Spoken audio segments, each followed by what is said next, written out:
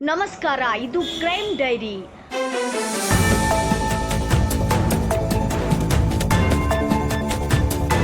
ವಿಜಯಪುರ ಜಿಲ್ಲೆಯ ಇಂಡಿ ತಾಲೂಕಿನ ಝಳಕಿ ಗ್ರಾಮದ ಹ್ಯಾಪಿ ಬೇಕರಿಯ ಕರಾಳ ಸತ್ಯಗಳನ್ನು ನಾವೀಗ ಬಿಚ್ಚಿಡ್ತಾ ಇದ್ದೀವಿ.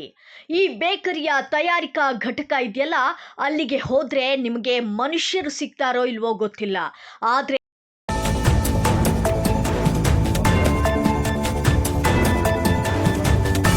ಸಾಲು ಸಾಲು ಹಂದಿಗಳು ಮಾತ್ರ ಸ್ವಾಗತ ಕೋರ್ತವೆ. ಎಸ್, ನೀವು ಕೇಳ್ತಿರೋದು ನಿಜ. ಎಲ್ಲಿ ನಿಮಗಾಗಿ ಕೇಕ್ ತಯಾರು ಮಾಡ್ತಾರೋ, ಎಲ್ಲಿ ಆ ಸ್ವೀಟ್ ಬಾಕ್ಸ್ಗಳು ಇರ್ತಾವೋ, ಅಲ್ಲಿ ಹಂದಿಗಳು ರಾಜಾರೋಷವಾಗಿ ಓಡಾಡ್ತಿವೆ. ಆ ಹಂದಿಗಳು ಅಲ್ಲಿನ ಹಿಟ್ಟು, ಸಕ್ಕರೆ, ತಿನಿಸುಗಳನ್ನು ಮೇಯುತ್ತಿವೆ.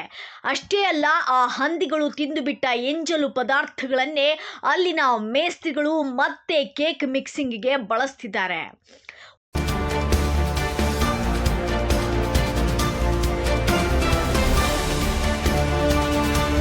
ಒಂದೆಡೆ ಗುಟ್ಕಾ ತಿಂದು ಉಗುಳೋ ಮೇಸ್ತ್ರಿ, ಇನ್ನೊಂದೆಡೆ ಅಸಹ್ಯವಾಗಿ ಅಡ್ಡಾಡೋ ಹಂದಿಗಳು.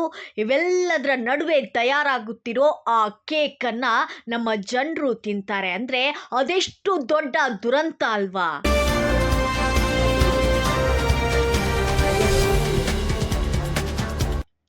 ತಯಾರಿಸುವವರಿಗೆ ಕಿಂಚಿತ್ತೂ ಸಂಕೋಚವಿಲ್ಲ. ಗಲೀಜು, ಆ ದುರ್ನಾತ, ಆ ಸನ್ನಿವೇಶ ನೋಡಿದ್ರೆ ವಾಂತಿ ಬಂದಂತಾಗತ್ತೆ.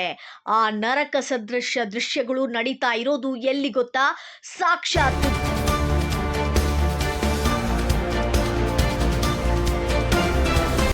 ಝಳಕಿ ಗ್ರಾಮ ಪಂಚಾಯತ್ ಮತ್ತು ಪೊಲೀಸ್ ಠಾಣೆಯ ಪಕ್ಕದಲ್ಲೇ.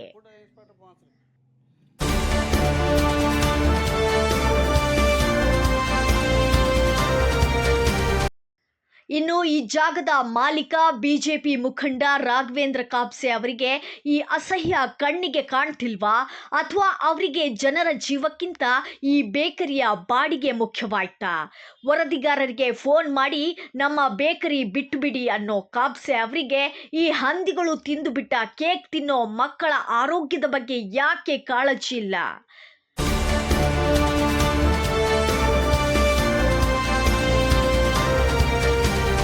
ಸಲೀಂ ಮುಲ್ಲಾ ಸಿಂದಗಿಯಲ್ಲಿ ಕೂತು ಈ ಅಸಹ್ಯದ ದಂಧೆ ನಡೆಸ್ತಿದ್ದಾನೆ.